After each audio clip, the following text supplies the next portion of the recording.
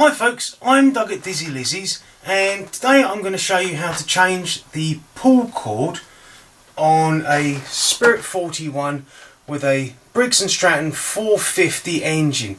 It also works sort of with the 35 model engine. So let's get started taking it apart. Right, first thing I've got to do is get this plastic cover off. Now it's an American machine, so everything is imperial. So the first two bolts to come off are these, and these are 1/4 inch or quarter sockets.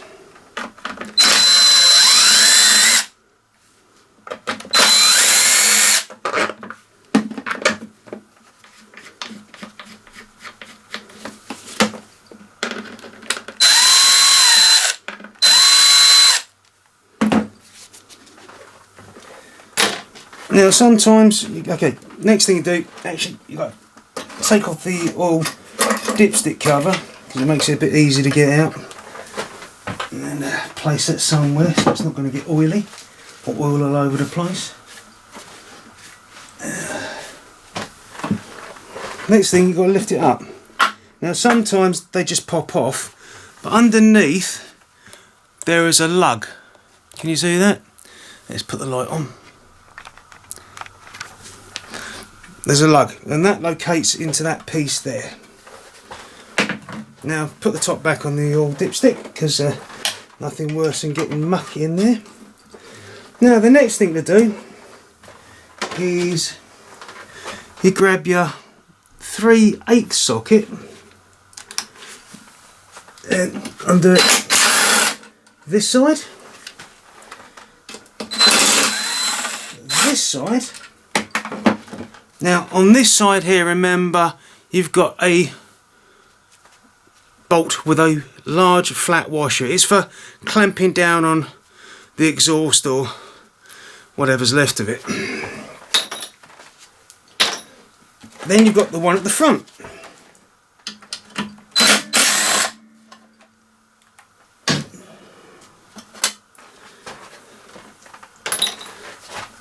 And now you take the dipstick off again. I just realised, so I haven't done one of these in a while. You've got to take the whole lot off. Now I keep hold of dipsticks like these, give them a clean, stick them over the top, stop any muck from going into it, because as usual there's all these bits and pieces left in the top. So right, now let's change the pull cord.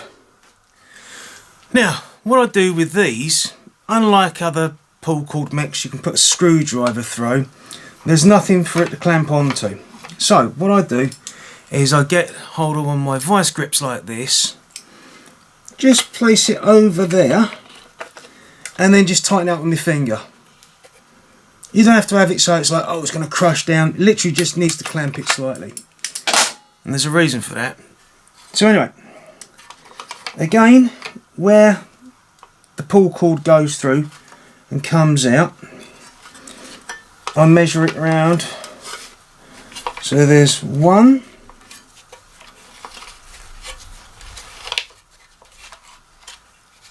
2,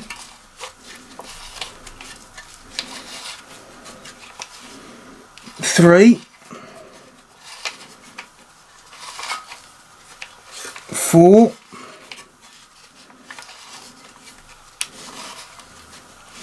5,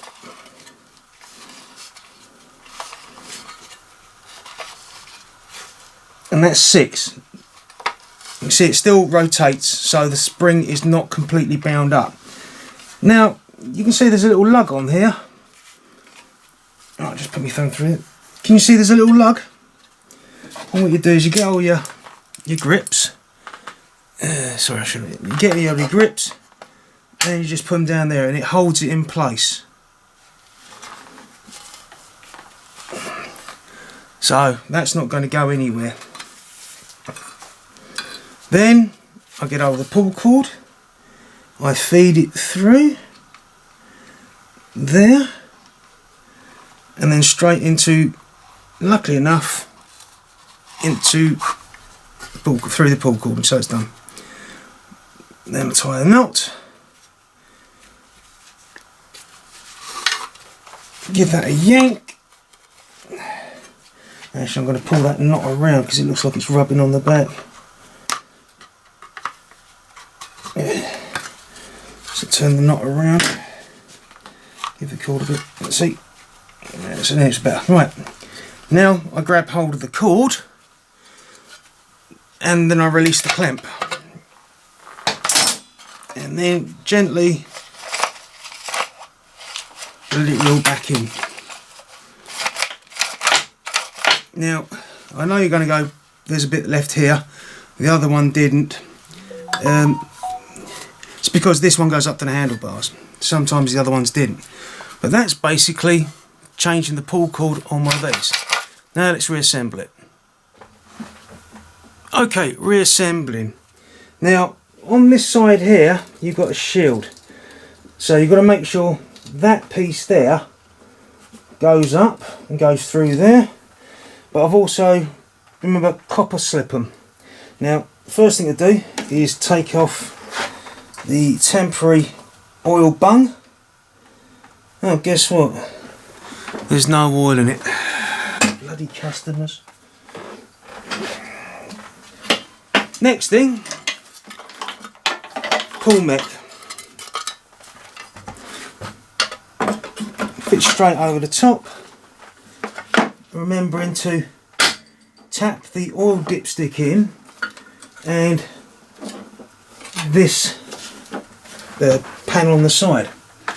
Now this is a 3/8 and it hasn't got the large washer on, the large flange on it. That goes in here. Always give it a few turns to make sure it's not being cross-threaded.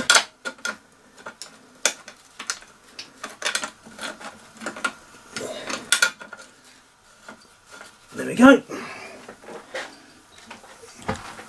The one at the front, 3/8, no large washer. That goes at the front of the engine.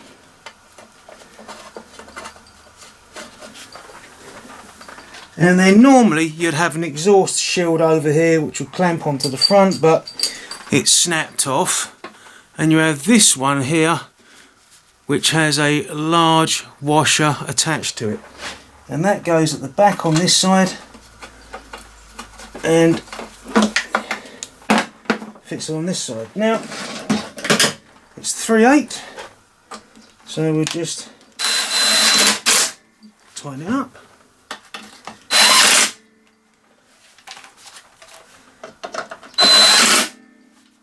That's that done. Next thing, put the pull cord or the pull handle through there and just tap it down. It should locate into that point there. Next thing, you find the dipstick. There's that there. And one thing I should have done before I put the plastic on was put some copper slip in the holes, but I've still got the bolts here, so I can just put a little dollop on the end.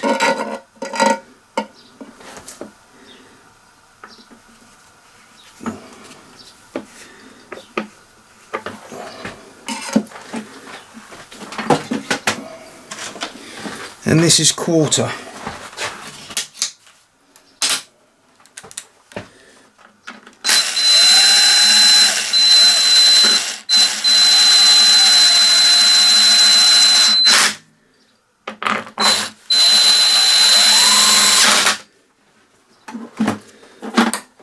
Next thing I do is to put this up on the handle. Now, as I mentioned, on the engines they're using imperial size nuts and bolts, but on the rest of it it's metric. Now you may think that's a 3/8 nut that's on there. That's 3/8. Can you see how it doesn't quite fit properly? Use a 10mm and it slides straight up and over the top. So always remember, I've got a little Halfords kit, one side's metric, one side's imperial, and it is really handy to have. So anyway, let's undo this.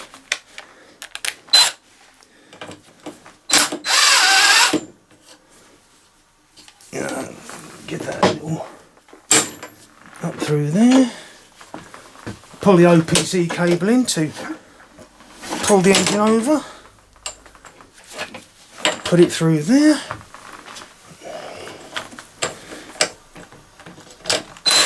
Oh, wrong way.